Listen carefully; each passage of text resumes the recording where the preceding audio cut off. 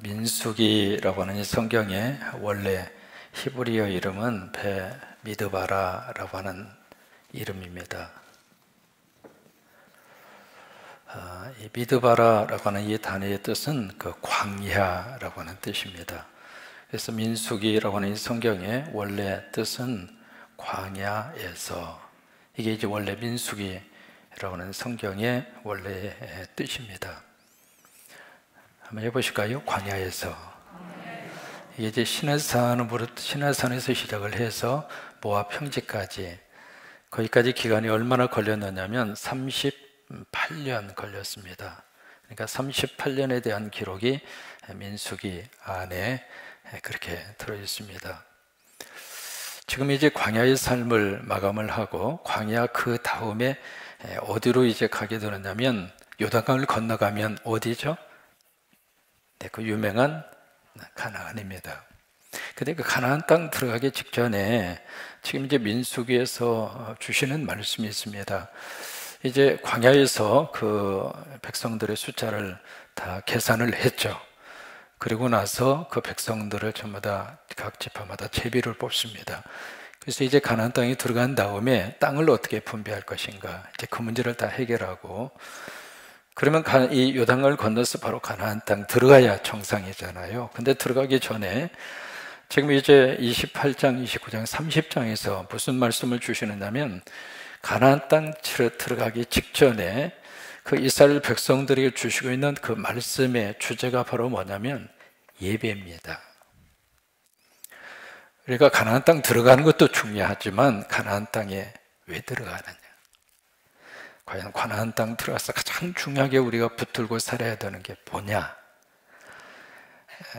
이 가나안 땅을 가리켜서 우리가 젖과 꿀이 흐른다, 그렇게 말씀을 하고 있잖아요. 그렇다면 이 백성들이 애굽의 생활의 모든 삶을 종지부를 찍고 새로운 땅 가나안 땅으로 들어가서 그들이 어떤 삶을 가장 중요한 삶의 가치로 붙들고 살아야 하느냐, 그것이 바로 뭐냐면 예배라고 하는 거예요.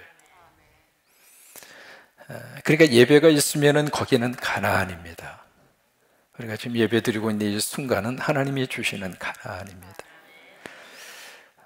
하루 종일 부지런히 열심히 살다가 이렇게 하나님 앞에 구별된 마음으로, 구별된 시간에, 구별된 정신으로 이렇게 와서 예배하는 이 시간은 하나님 만나는 시간입니다. 이 시간 하나님이 여러분들을 만나 주십니다. 그러니까 내 속에 깊이 성령님이 오셔서 우리 예배를 받으시고, 우리 예배 속에 성령님이 함께 하셔서 이 예배를 받으시도록 역사를 하고 계시기 때문에 여기가 바로 젖과 꿀이 흐릅니다. 그래서 가나안의 가장 중요한 의미는 예배에 있습니다. 만약에 가나안이 겉으로 보기에 그렇게 풍요로운 땅이라 하더라도 거기에 예배가 없으면 가나안은 애굽입니다. 그래서 가나안 땅 들어가기 전에 28장부터 29장, 30장까지 이 예배 문제를 다루고 있는데, 28장에서는 5가지의 예배를 다루고 있죠. 매일 아침과 저녁으로 바치는 상번제, 그 다음에 안식일을 어떻게 지킬 것인가, 월삭을 어떻게 지킬 것인가, 칠칠절을 어떻게 지킬 것인가, 이제 그 문제를 28장에서 쭉 다루고 있습니다. 그 다음에 29장에서는 7월에 집중적으로 있는 영적 축제를 어떻게 하나님 앞에 드릴 것인가, 7월 1일 날 드리는 초하루의 절기를 어떻게 지킬 것인가, 7월 10일 날 있는 대속죄제, 속죄일을 어떻게 하나님 앞에 드릴 것인가, 7월 15일에 있는 장막절을 어떻게 하나님 앞에 예배로 드릴 것인가, 전부 다 예배입니다. 그러면 오늘 30장에 가시면은 지금 이제 뭐가 나오느냐면 서원이 나옵니다. 이 서원도 우리가 생각했을 때 일반적으로 서원하면 약속하는 거잖아요. 그냥 약속으로 끝나는 것이 아니라 이 서원도 서원제라고 하는 예배입니다. 그래서 29장에 보시면은 마지막 절 그 전에 보시면 2가지 제사가 나오거든요. 29장 여기 39절을 보시면 2가지 제사가 나옵니다. 39절, 29장 39절. 너희가 이 절기를 다 하거든 여호와께 이같이 드릴지니 이는 너희의 뭐예요? 서원제. 그리고 그 다음에 있는 제사가 낙헌제입니다. 그러니까 이 서원제라고 하는 예배입니다. 예배. 그러니까 여기서 말씀하고 있는 이 서원, 오늘 본문에서 말씀하는 이 서원은 우리 친구들 간에 서로 약속하고, 뭐 부부지간에 서로 약속하고, 뭐 어떤 일반적인 관계 속에서의 서로 하겠다고 약속을 하는 그런 차원의 서원을 말하는 것이 아니라, 예배 가운데 하나님 앞에 하나님 나 이렇게 하겠습니다라고 약속하는 예배입니다. 그래서 이 30장도 예배의 한 파트입니다.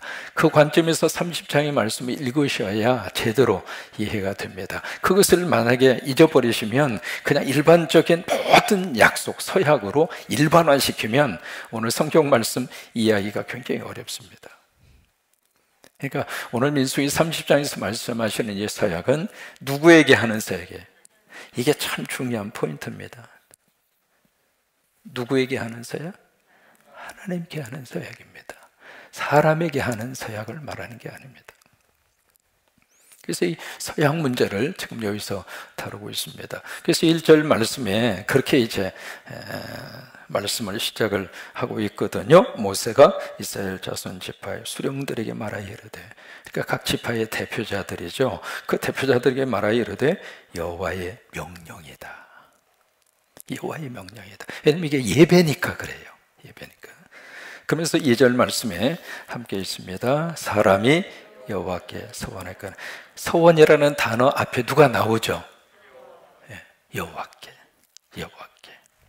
그러니까 사람이, 여기 사람이라고 하는 이 단어는 히브리어로 이슈입니다. 이슈. 이슈라고 하는 히브리어는 남자라고 하는 뜻입니다. 남자. 그 다음에 여자를 히브리어로 이시아라고 합니다.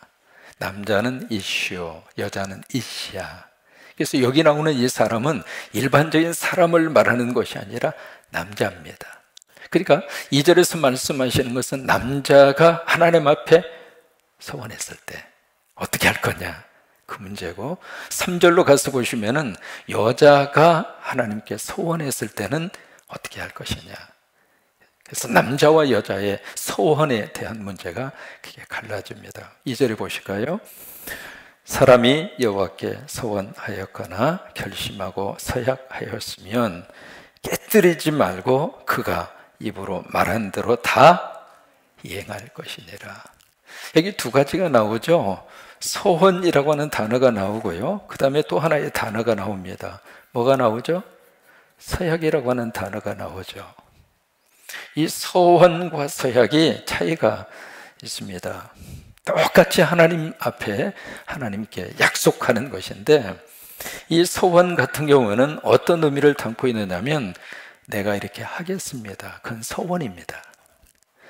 그러니까 서원이라고 하는 것은 약속은 하긴 하는데 긍정적인, 또 적극적인 그런 약속이죠. 하나님, 나 하나님 앞에 주일 성수하겠습니다. 그것은 서원입니다. 나 하나님 앞으로 성경 말씀 1년에 1독 하겠습니다. 서원입니다. 그러니까 내가 긍정적으로 내가 뭔가 하겠습니다. 그것은 서원이에요. 그 다음에 서약이라고 하는 것은 하나님 앞에 약속은 약속인데 이것은 부정적인 약속입니다. 뭐냐면 하나님, 나 이거 안 하겠습니다. 그건 서약입니다. 하나님, 그동안에 내가 술을 10잔 마셨는데 이제는 석 잔만 마시겠습니다. 그것은 서약입니다. 그러니까 하지 않겠습니다. 그것은 서약이고요, 하겠습니다. 그건 서원이에요. 그러니까 남자가 하나님 앞에 이거 하겠습니다 하면 지켜라, 그거예요. 그 다음에 하나님, 나 이거 하지 않겠습니다. 그렇게 서약했으면 그 서약을 지켜라, 그거예요. 여러분, 이 서원이라고 하는 이 단어는 어떤 강압에서 나오는 것이 아니라 이 서원의 출발은 자발적입니다. 스스로가 내가 이렇게 하겠습니다. 그러면 스스로 약속했으면, 하나님 앞에 약속했으면 너 지켜, 그 말이에요. 왜 그럴까요? 그 서원과 서약은 누구에게 하니까? 하나님이 하시니까. 근데 그 하나님이 어떤 분인가? 하나님은 약속을 지키는 분이에요. 하나님은 말씀하신 대로 그대로 이행하시는 분이에요. 그러면 그 하나님께 말했으면 너도 그 하나님처럼 약속 지켜라. 하나님의 이름으로 약속하고 잊어버리고 하나님의 이름으로 서약하고 지키지도 않고, 그것은 하나님께서 허용하지 않는다 그 말이에요.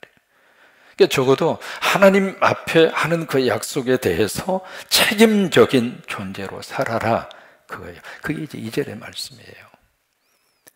근데 이제 3절로 가서 보시면 여자의 서원의 케이스입니다. 여자 같은 경우에는 어떤 케이스를 말씀을 하시까, 3절, 또 여자가 만일 어려서 누구 집에 있어요? 그 아버지 집에 있습니다. 그때 여호와께 서원을 해요. 여성의 경우입니다. 그러니까 어려서, 그 이야기는 아직 결혼하기 전이라 그 말이에요.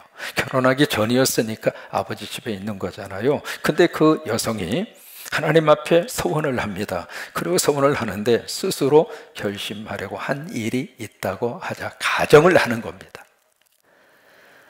그래서 가정을 하는데 이 결혼하기 전에 처녀 시절에 하나님 앞에 서원을 해요. 그런데 그 서원에 대해서 어떤 조건이 붙는가? 4절입니다. 그의 아버지가 그의 서원이나 그가 결심한 서약을 듣고, 얘도 서원, 서약 두 가지가 나오죠. 그에게 아무 말이 없으면 그의 모든 서원을 행할 것이요, 서원한 그 본인이 그 서원을 지킬 것이요, 그가 결심한 서약을 지킬 것이니라. 그러나 5절에 보세요. 함께 있습니다. 그러나 그의 아버지가 그것을 듣는 날에 허락하지 아니하면 그의 서원과 결심한 서약을 이루지 못할 것이니, 그의 아버지가 허락하지 아니하였은즉 여호와께서 사하시리라. 이해가 되셨습니까? 결혼하기 전에 아버지하고 함께 사는데 아가씨라고 표현해 보죠. 이 딸이 하나님 앞에 서원을 합니다. 그러면 그 당시 여성이 하나님 앞에 서원해서 서원할 수 있는 것이 무엇일까? 나실입니다. 좀 들어보셨나요? 나실인이라고 하는 것을 해요. 나실인이라고 하는 단어의 뜻은 구별해서 하나님께 바쳤다 그 말이에요. 그러니까 결혼하지 아니한 이 딸이 하나님 앞에 서원할 수 있는 것은 나실인이에요. 그럼 나실인은 태어날 때부터 나실인이 있고요, 삼손이 그 케이스죠. 그 다음에 살면서 어느 기간 동안 나는 하나님 앞에 나실인으로 살겠습니다 하면 1년을 그렇게 살든지 아니면 6개월을 그렇게 살든지 기간을 정해놓고 한시적으로 나실인을 하나님 앞에 살 수 있습니다. 그 나실인이 되면 세 가지를 지켜야 돼요. 첫째, 머리를 깎으면 안 돼요. 색도를 대면 안 돼요. 그 다음에 두 번째로 독주를 마시면 안 돼요. 술을 마시면 안 되고, 세 번째로 시체를 접촉하면 안 돼요. 그러니까 이 결혼하지 아니한 처녀가 만약에 나실인으로 딱 하나님 앞에 서원을 하고 만약에 서약을 딱 하는 순간 뭐가 드러나면 혼자 살겠다 그 말이에요. 혼자 살겠다고 이렇게 독립선을 하는 건데, 그게 부모 입장으로 봤을 때 혼자 살 수도 있고 결혼할 수도 있습니다만은, 부모가 딱 봤을 때 너 시집 가는 게 좋아, 그런 마음이 들었을 때에는 그 처녀의 서원과 서약을 아버지가 동의해 주지 않으면 그 서원과 서약은 의미가 없다 이 말이에요. 여러분, 혼자서 독신으로 하나님 섬기는 것도 귀하고요, 또 하나 결혼해서 가정을 이룩하고 남편과 자녀와 더불어서 하나님이 섬기는 것도 똑같이 귀합니다. 아멘 하셔야 아이들이 시집갑니다. 그러니까 무조건 서원을 해서 아버지 나 이제 평생 나 하나님만 생각하고 하나님 위해서 나 독신으로 평생 그렇게 살겠습니다, 그렇게 서약을 딱 하는 순간 그 서약이 남자같이 하나님이 절대적으로 그 서약을 지키라고 한다면 그 여자는 평생 그렇게 살아야 돼요. 근데 여성과 달리, 남성과 달리 여성에게는 아버지가 한 번 정도는 거기에 대해서 걸릴 수 있도록 그렇게 제동장치를 해놓은 거예요. 그 다음에 두 번째로 부부의 케이스는 어떻게 될까? 좀 보세요. 6절입니다. 또 혹시 남편을 맞을 때 이제 결혼했다 그 말이죠. 그래서 부부가 됐어요. 서원이나 결심한 서약을 경솔하게 그 입술로 말하였으면, 7절 그의 남편이 그것을 듣고 그 듣는 날에 그에게 아무 말이 없으면 그 서원을 이행할 것이고 그가 결심한 서약을 지킬 것이니라. 8절 읽습니다. 그러나 그의 남편이 그것을 듣는 날에 허락하지 아니하면 그 서원과 결심하려고 경솔하게 입술로 말한 서약은 무효가 될 것이니 여호와께서 그 여자를 사하시리라. 아내가 부흥집회에 참석해가지고 너무 큰 은혜를 받았어요. 은혜를 받아가지고 하나님 앞에 하나님 앞으로요 10의 구조를 바치겠습니다. 그렇게 이제 하나님 앞에 서약을 해버렸어요.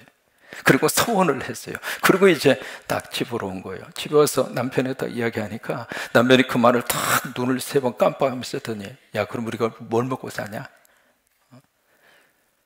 그래서 만약에 그 순간에 남편이 여자의 그 서원과 서약에 대해서 동의를 해주지 않으면 그 서약은 의미가 없다 이 말이에요. 안 지켜도 괜찮다 이 말이에요. 또 반대의 케이스가 있습니다. 만약에 남편이 하나님 앞에 서약을 하고 서원을 할 수가 있잖아요. 그때에도 아내가 동의해 주지 않으면 그 남편의 서원과 서약도 사실은 무효하다 이 말이에요. 안 지켜도 괜찮다 그 말이에요.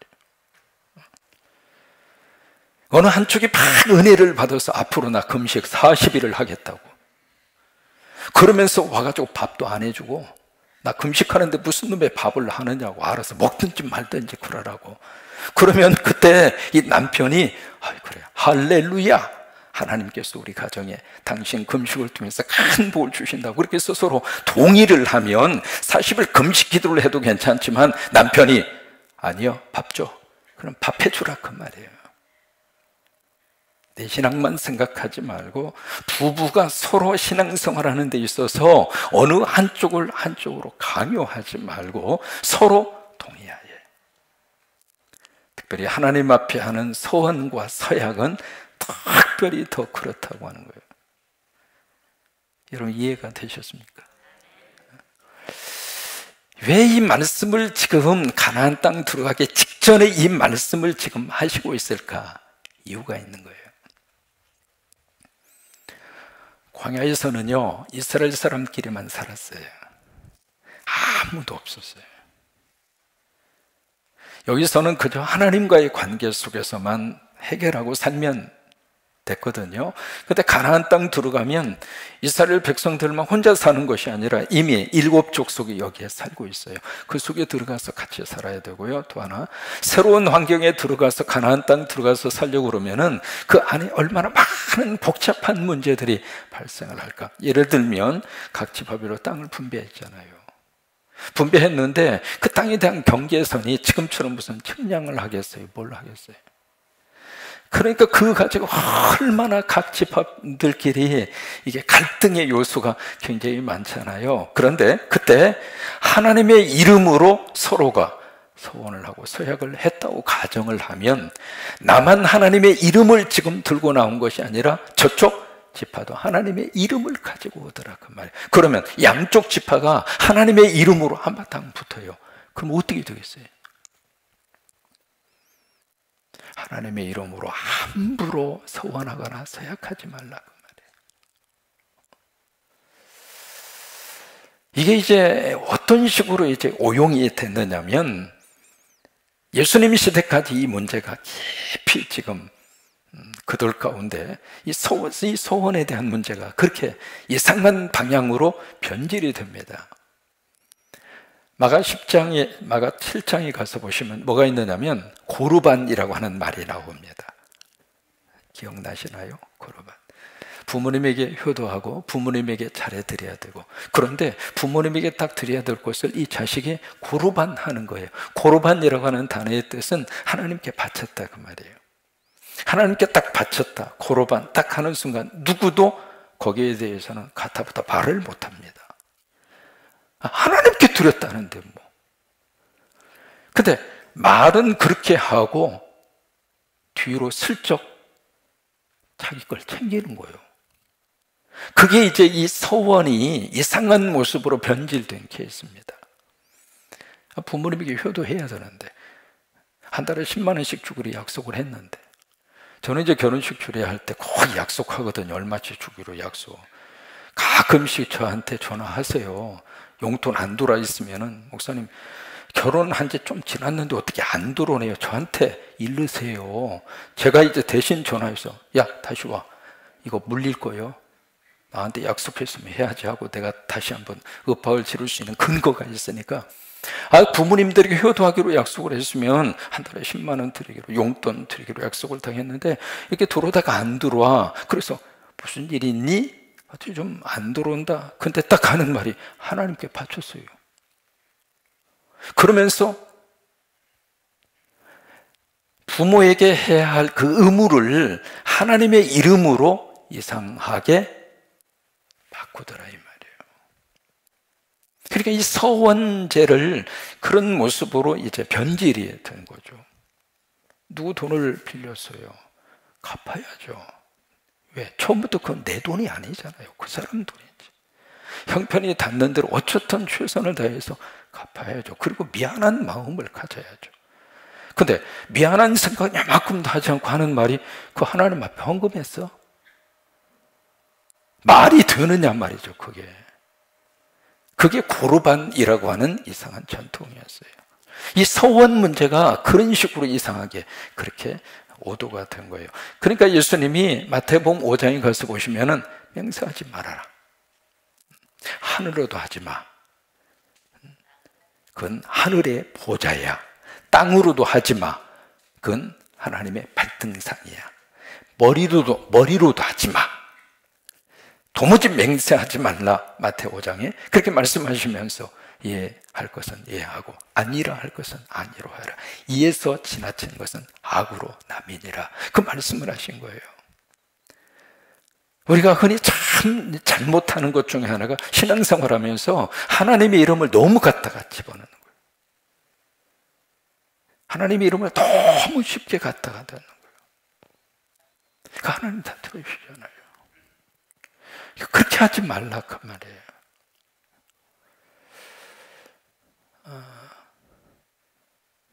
이게 뭐냐면, 우리 교회에 이제 차량이 있잖아요. 신방용 차량에는 일부러 교회 이름을 안 썼습니다. 안 쓴 이유가 있어요. 그러나 버스하고 그 다음에 이쪽 어린이집 25인승 차량에는 교회 이름을 썼잖아요. 특별히 그 운전대를 잡으시는 두 분을 위해서 늘 기도합니다. 왜요? 그게 우리 성광교회예요. 버스가 아니에요. 가끔 이렇게 새벽에 보면, 새벽에 교회차가 굉장히 많습니다. 저쪽에서 딱 나오다 보면 주춤주춤 하더니 쏙 가는데 딱 보면 교회 이름이 딱 나오는 거예요. 순간적으로, 누구 교회? 내가 지킬 수 없을 때는요, 정직하게 하나님의 이름을 집어넣으면 안 돼요. 이름 바자시 써놓고, 만약에 안 지키거나 그 이름에 우리가 제대로 된 행동을 하지 않으면 누구에게 누가 가는가? 하나님에게 누가 가는 거예요. 그래서 여러분, 차에다가 뒤에다가 이제 익투스라고 그래서 물고기 갖다가 붙인 분 있잖아요. 붙였으면 그 물고기가 상징하는 의미대로 운전을 하셔야 돼요. 그럴 자신이 없으면 빨리 떼세요. 자신도 없는데 그거 똑같이 붙여놓고, 그러면 그걸 딱 보는 순간 고로반하고 똑같은 거예요. 헛맹세가 되는 거예요. 차라리 솔직하게 못하는 건 못한다고 이야기하고, 할 수 있는 것은 한다고 그래야지, 그냥 하나님의 이름으로 그냥 막 서원하고 하나님의 이름으로 서약하고 막 가나안 땅에 들어가서 이 사람도 하나님 저 사람도 하나님 그러면서 막 서로 간에 이권을 위해서 막 다투기 시작을 하고, 하나님의 이름으로 서약했다고 그러고 하나님의 이름으로 서원했다고 그러고, 그리고 막 거기서 싸움이 벌어지면 방법이 없습니다. 그래서 교회가 분란이 일어나면 해결책이 없습니다. 전부 다 은혜 받고 싸운다고 그럽니다. 이쪽도 은혜 받고 이쪽도 은혜 받고. 그럼 누구 은혜가 진짜냐고요? 그럼 서로 싸우는데, 이게요, 교회 안에 분란이 일어나잖아요. 교회 안에서 해결이 안 됩니다. 그래서 어디로 가면 세상 법정으로 가잖아요. 세상으로 법정으로 가서 판결을 딱 나더라도 그것을 수긍을 안 합니다. 왜? 내가 하나님의 이름으로 했는데. 그래서 그 감정의 골이 이게요, 얼마나 깊은지 몰라요. 하나님의 이름으로 서원하고 하나님의 이름으로 서약하고 그게 쉽게 할 수 있는 일이 아닙니다. 그래서 우리가 지킬 수 없을 때에는 이야기하지 마시고, 또 부부지간에 서로 내가 은혜 받고 서원하고 서약할 수 있다 치더라도 부부로 서로 동의하고 서로 합의를 하고, 한쪽이 거기에 대해서 만약에 받아들일 수 없는 입장이라면 한쪽이 성숙할 때가 좀 기다려주고, 그렇게 해서 믿음이 같이 가야 축복이지. 그냥 믿음이 아직 자라지 않았다고 이 마귀와 이 사탄아 그러고 있으면은 듣는 사람이 얼마나 기분 나빠요. 그러지 말라 그 말이에요. 우리가 신앙생활에 중요한 것처럼 가정생활도 똑같이 중요합니다. 이럴 때 아멘 하셔야 됩니다. 뭐 그냥 믿음 생활이 첫째고 교회가 첫째고 하나님이 첫째고, 맞아요. 그 심정으로 가정도 그렇게 섬기시라 그 말이에요. 왜? 하나님은 교회 안에도 계시지만 우리 가정에도 똑같이 계세요. 그러니까 어느 한쪽을 희생하면서 하나님이 교회를 섬겨라 그러지 않으셨습니다. 그래서 소원 문제 정리합니다. 누구한테 하는 소원이에요? 사람에게 하는 소원 말하는 게 아닙니다. 하나님에게 하는 소원.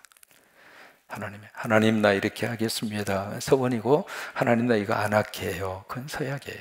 신앙생활하면서 우리가 서원과 서약이 우리 믿음 생활을 지탱시켜주는 하나의 좋은 방패막이 됩니다. 하나님 나 금년에 이 나쁜 순간 꼭 끊도록 해주세요. 서약하는 거예요. 그러면서 우리 믿음이 자라고 믿음이 더 돈독해지고 그럴 수 있습니다. 근데 이 서약과 서원이 결혼한 경우에 있어서는 일방적으로 서원하고 서약하고 상대 보고 지켜가라고 그렇게 하지 말고 서로 동의하고 서로 같이 의견을 맞추어서 그렇게 해서 서원과 서약. 그리고 두 번째로 중요한 것은 하나님의 이름을 우리가 그냥 은혜 받았다고 막 여기저기다가 하나님의 이름 갖다 넣지 말고, 아까 말씀드린 것처럼 우리가 여러분 목걸이 할 수 있잖아요. 십자가 목걸이 할 수 있죠? 십자가 목걸이 딱 거는 순간, 아니면 십자가 귀걸이를 하거나 어쨌든 십자가 형태의 뭘 딱 하는 순간에는 십자가의 은혜 속에서 살 자신이 있을 때 하세요. 십자가 목걸이 딱 하고 거짓말할 것 같으면 벗고 하세요. 그건 하나님이 기뻐하지 않습니다. 아셨죠? 네. 다음 주에 민수기 31장 가는데 최초의 전투가 벌어집니다. 그 전투는 다음 주에 하겠습니다.